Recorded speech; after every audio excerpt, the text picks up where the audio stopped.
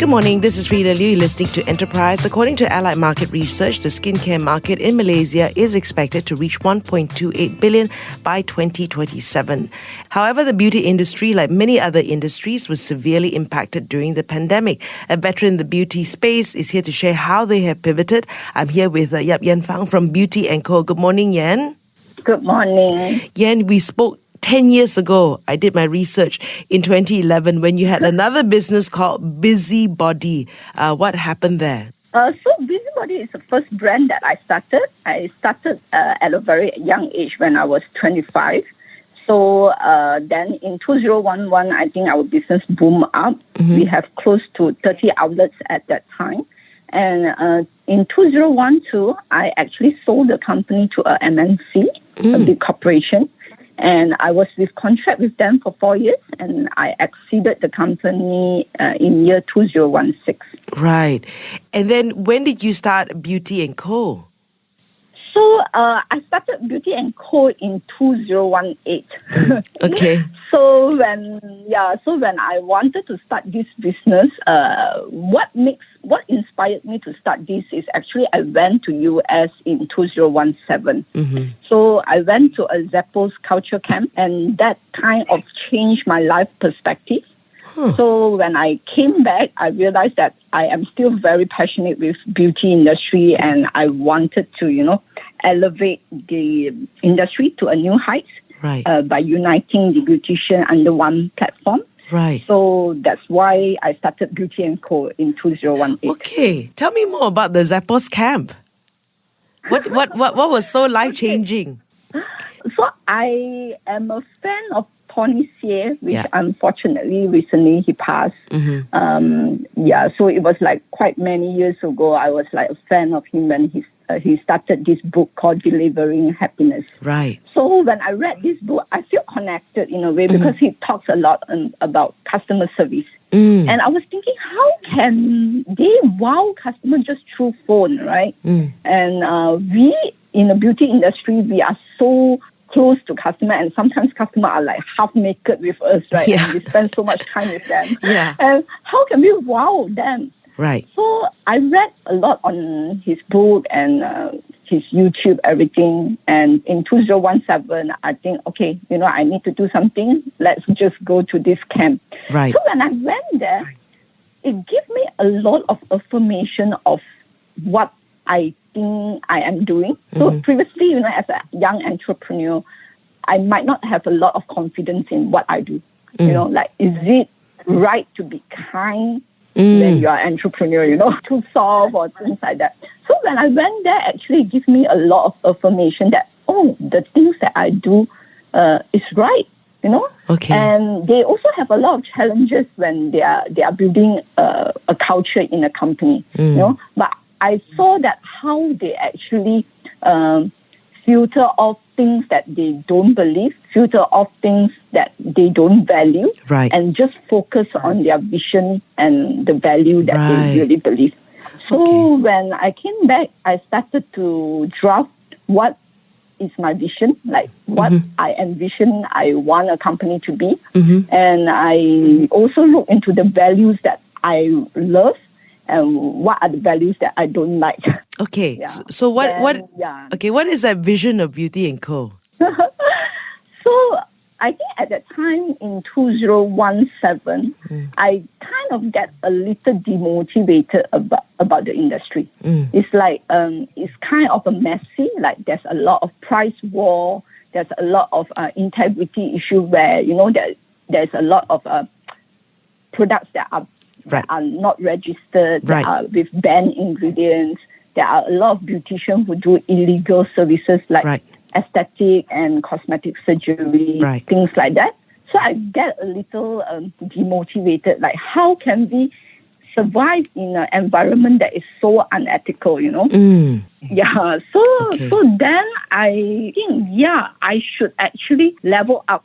How can I unite the beautician that actually value what I value, like integrity and great customer service, innovation. So I think I just need to unite the people that believe what I believe. Right. It might not be a big community, but if we unite these people together, we can also build a small community that can actually level up the beauty industry. Okay, which is very interesting because you've got a co-working space for beauticians. I want to talk about that in just a moment. So with Beauty & Co, how many outlets do you have now? So right now we have 6. Mm-hmm. We have 6, and we have one co-working space at Gardens. Okay, I want to find out how you work that. But before that, right, I was listening to our podcast, right, from 10 years. And the questions I was asking you, and in 10 years, the industry has changed so much, right? What have you seen changing in the last decade in terms of, I guess, what customer wants, customer behavior, that sort of thing? I think what drastically changed for the past 10 or 20 years, I think pampering become a necessity. Like 20 years ago, you hardly see any massage center, you hardly see any beauty center. I don't think you will see aesthetic clinic. It used to be like dermatologists, but you hardly see any aesthetic clinic. Right. But right now, you can see any business center, you will see all these massage center, hair salon, facial, aesthetic clinic. So I think pampering has evolved to it become necessity. And I think innovation also has changed a lot. Like if you look at the technology available nowadays, it's amazing. How can you lose weight by just freezing the fats? How can you build muscle by just lying there? And like pigmentation and things like that. Wow, to me, it's very, very impressive. Right. In terms of innovation. Yeah. Right. So I know you had a major outlet, Beauty & Co, in the Gardens, which is a co-working space for beauticians. What is your vision in setting this up? So when I set this up, I am also thinking, what is my strength? What I can contribute to this industry? So I look at, I am good in innovation. I'm good in training. I'm good in marketing. Right. Which usually, these are the weakness of beauticians. They are usually very good in hands-on and service, but usually they are not that good in terms of innovation and marketing. Right. So I also looked at a lot of business models that are using a shared economy business model, like WeWork, like Airbnb, like Grab. So I was thinking, how can I also share resources with all the beauticians in the market? So I started to draft my plan.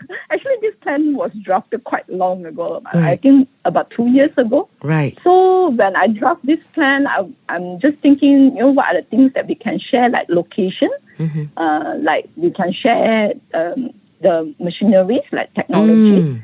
We can share, like, how can we share training, innovation, all these sort of things.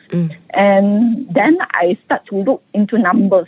Is it able to sustain this business? Is it able to be profitable for beautician and for us as well? Yeah. So it took me quite a while to evolve the ideas. Yeah, because I find that what's happened with this space is that a lot of them sometimes stop work, or they find it very challenging to open an outlet, right? But they're good at what they do, so now they have they can actually use the co-working space, and the overheads are not as high.